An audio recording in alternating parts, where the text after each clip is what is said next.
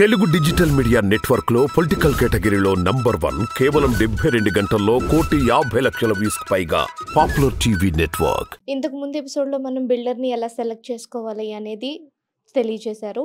So ఇప్పుడు ఒక agent ని ఎలా సెలెక్ట్ చేసుకోవాలి అనేది చెప్తారు.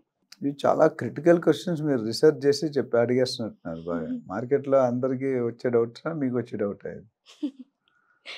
అంటే వాళ్ళ తరపున నేను అడుగుతున్నాను.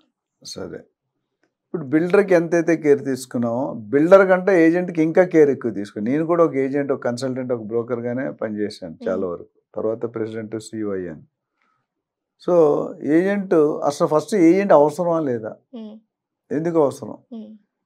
మీరు కనుక మొదటిసారి ఫస్ట్ టైం కానీ సెకండ్ టైం బయ్యర్ అయితే కంపల్సరీ మీరు ఒక ప్రొఫెషనల్ ఏజెంట్ని అపాయింట్ చేసుకోవడం ఎంతైనా అవసరం ఉంది. వాళ్ళకి ఇచ్చే కమిషన్ గురించి ఆలోచించకండి. మీ 98%, 99% సేఫ్గా ఉండాలంటే 1-2% వదులుకోవడం మంచిది. ఆ 1-2% సేవ్ చేయాలనే తపంలో 98% వదిలేస్తారు.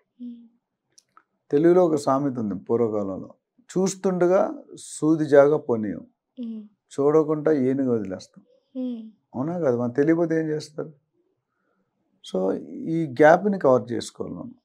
సో ఒక ఏజెంట్ని ఎన్నుకునేటప్పుడు అపాయింట్మెంట్ చేసుకోవాలన్నప్పుడు కనీసం ఒక ముగ్గురిని కలవండి డిఫరెంట్గా. ఆ ఏజెంట్కి ఏం చేయాలి? ఫస్ట్ ఏజెంట్ తాలూకా బాడీ లాంగ్వేజ్ ఎట్లా ఉంది, అని బిహేవియర్ ఎట్లా ఉంది, అని యాటిట్యూడ్ ఎట్లా ఉంది, ప్రొఫెషనల్ ఉన్నాడా, అన్ప్రొఫెషనల్ ఉన్నాడా, స్ట్రీట్ బ్రోకరా, కార్పొరేట్ బ్రోకరా, ఇవి చూడాలి. రెండోది ఆయనకి అత్తాపతా ఉందా. అత్తాపతా అంటే ఆఫీస్ ఉందా, వెబ్సైట్ ఉందా, టీమ్ ఉందా, తర్వాత ఆయన ప్రొడక్ట్ నాలెడ్జ్ ఎంత ఉంది, జోగ్రఫికల్ నాలెడ్జ్ ఎంత ఉంది, డాక్యుమెంటేషన్ నాలెడ్జ్ ఎంత ఉంది, గవర్నమెంట్ పర్మిషన్ నాలెడ్జ్ ఎంత ఉంది, లీగల్ ఒపీనియన్ అంటే తెలుసా, ఈసీ అంటే తెలుసా, లింక్ డాక్యుమెంట్ అంటే తెలుసా, ఇదన్నీ ఒక సెట్ అవుతాయి. నెక్స్ట్ పాయింట్ ఏంటంటే అసలు ఈయన మనం అపాయింట్ చేసుకుంటే ఈయన వల్ల మనకు వచ్చే వాల్యూ ఎడిషన్ ఏంటి, ఈయన మనకి ఏం చేయగలుగుతాడు అనేది ఇంపార్టెంట్. ఇప్పుడు మనం పెట్టుకొని మున్నాబాయి ఎంబీబీఎస్ పెట్టుకుంటే ఉపయోగం ఉంది లేదు కదా. సో నెక్స్ట్ పాయింట్ ఇది అయిపోయిన తర్వాత మీరు చూడాల్సింది ప్రైసింగ్లో మనం నెగోషియేట్ చేయలేదు అనుకోండి, మనకేం ఇప్పుడు ఏజెంట్ అనేవాడికి మార్కెట్ గ్రిప్ ఉండాలి. అంటే గత 5 సంవత్సరాలుగా నేను గచ్చిబౌలిలో కొనుక్కోవాలనుకుంటాను, లేదా తెల్లాపూర్లో కొనుక్కోవాలనుకుంటాను. ఆ తెల్లాపూర్లో గత 5 సంవత్సరాలుగా రేట్ ఏ విధంగా పెరిగింది, ఎంతకి స్టార్ట్ అయింది, ఎంతకి వెళ్ళింది, ఇప్పుడు నేను కొనుక్కుంటే నెక్స్ట్ వయసు ఎంతకి వెళ్ళొచ్చు, కరెక్ట్గా అయితే చెప్పలేము, ప్రిడిక్షన్ అయితే ఉంటుంది. ఇంకోటి లాస్ట్ ఇంపార్టెంట్ పాయింట్ అంటే ఈయన అంతకుముందు డీల్ చేసిన ప్రాపర్టీ ఓనర్స్ కానీ కస్టమర్స్ కానీ రెఫరెన్స్ అడగాలి. ఆయన చెప్పాలి, మీ కస్టమర్ నువ్వు చేసిండవు కదా, 3-4 నెంబర్లు ఇవ్వండి, నేను ఒకసారి మాట్లాడితే మీ సర్వీస్ ఎట్లా. ఎందుకంటే తెల్లగా కనిపించేవన్నీ పాలు కాదు, నల్లగా కనిపించేవన్నీ నీళ్ళు కాదు. సో ఇది చాలా పెద్ద లైన్.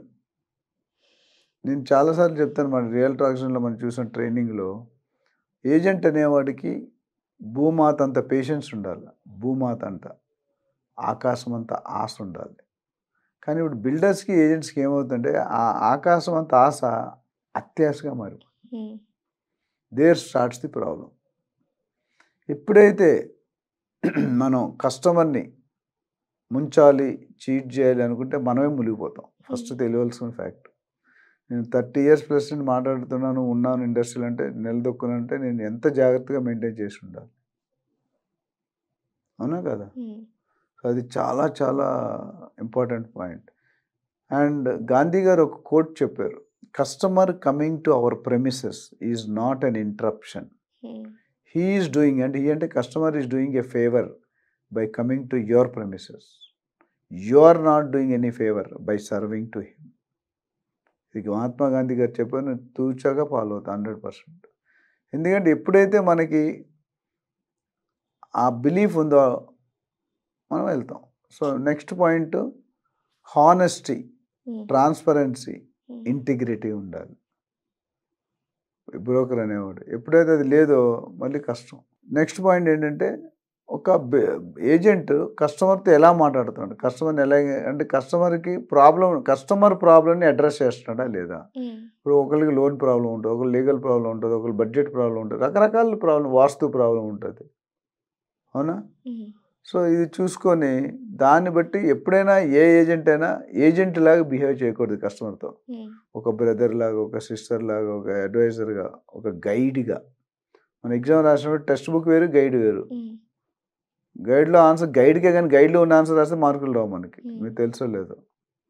అదేవిధంగా ఆ కాన్ఫిడెన్స్ ఫ్యాక్టర్ టీ ఫ్యాక్టర్ అంటే తెలంగాణ కాదు, ట్రస్ట్ ఫ్యాక్టర్, అది ఏర్పరచుకోవాలి. అది ఎప్పుడైతే ఆ ట్రస్ట్ ఫ్యాక్టర్ అనేది ఏర్పరచుకున్నామో కస్టమర్ ఓపెన్ అప్ అవుతాడు. అంటే నిన్ను ఎప్పుడైతే నమ్మడో ఆయన చెప్పడు. It's relation. ఒక్కసారి నమ్మితే ఆయన మొత్తం ప్రాబ్లం చెప్తాడు. చెప్పినప్పుడు మనకు ఆ డీల్ చేయడం చాలా ఈజీ అయిపోతుంది. ఎందుకంటే ఆయన మైండ్లో ఏముందో ఓపెన్ అవుతాడు. ఆయన మైండ్లో ఓపెన్ కాకపోతే నువ్వు ఎంత ఎఫర్ట్స్ పెట్టినా ఆయన కొనడు. ఈ బ్రోకరు ఒక లాస్ట్ ఎగ్జాంపుల్ చెప్పి క్లోజ్ చేస్తాం. జనరల్గా ₹1,00,00,000 బడ్జెట్తో మనం వెళ్ళాం అనుకోండి. బ్రోకర్స్ ఇప్పుడు లేడీస్ ఎట్లా కొద్దిగా ఎమోషనల్ సెంటిమెంట్ ఉంటారు జనరల్గా, ఎవరైనా లేడీస్ వైఫ్స్ ఎస్పెషల్లీ. ₹1,00,00,000 బదులు నేను 2 కోట్ల ప్రాపర్టీ చూపిస్తా, నీకు ₹1,00,00,000 చూపిస్తా, 1,50,00,000 చూపిస్తా, 2 కోట్లు చూపిస్తా, మీకు ఏది నచ్చుతుంది? 2 కోట్లదే నచ్చుతుంది. ఎందుకంటే బాగుంటుంది కాబట్టి. కాస్ట్ ఎక్కువ అయితే ఫెసిలిటీస్ వేరు ఉంటాయి, నైబరింగ్ బాగుంటుంది. కొన్ని టౌన్షిప్లో సెలబ్రిటీస్ ఉంటారు, స్పోర్ట్స్ స్టార్ ఉంటారు, సినీ యాక్టర్లు ఉంటారు, అక్కడ ఉండాలి. లేడీస్ ఏం చూసుకుంటారంటే నైబరింగ్ ఎలా ఉంది, కిచెన్ రూమ్ పెద్దగా ఉందా లేదా, నాకు చెమట పట్టదా, గాలి వస్తుందా రాదా, ఫ్రిడ్జ్ పెట్టుకోగలనా, వాషింగ్, ఇదే కదా. మగవాళ్ళు ఏం చూస్తారు?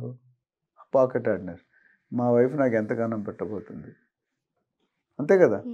సో మనకి అందిన వరకే వెళ్ళాలి, అందనంత. సో జనరల్గా స్ట్రీట్ బ్రోకర్స్ అయితే ఏం చేస్తారంటే మనం అడిగిన వాల్యూకి 2 ఇంతలు 3 ఇంతలు చూపిస్తే మీకు నచ్చిపిస్తారు. తర్వాత మీ భర్త కొనరు, మీ హస్బెండ్ కొన్నోడు డీల్ కాదు. సో నేనేమనంటే ఒక 20-25% ₹1,00,00,000 పెడితే 1,25,00,000 దాకా ఎక్స్టెండ్ చేస్తాడు, లేదా 75-80 లక్షలు చూస్తే ఐడియల్గా డీల్ అవుతుంది. అంటే ఏజెంట్ అనేవాడు వందల ప్రాపర్టీలు చూపించకూడదు, 3 to 5 ప్రాపర్టీసే చూపించాలి. Too many cooks spoil the food. ఎక్కువ 10 ప్రాపర్టీలు చూసిన అదొకటి బాగుంటుంది, ఇక్కడ బాగుంటుంది, రిజెక్ట్ చేయడం చాలా కష్టం.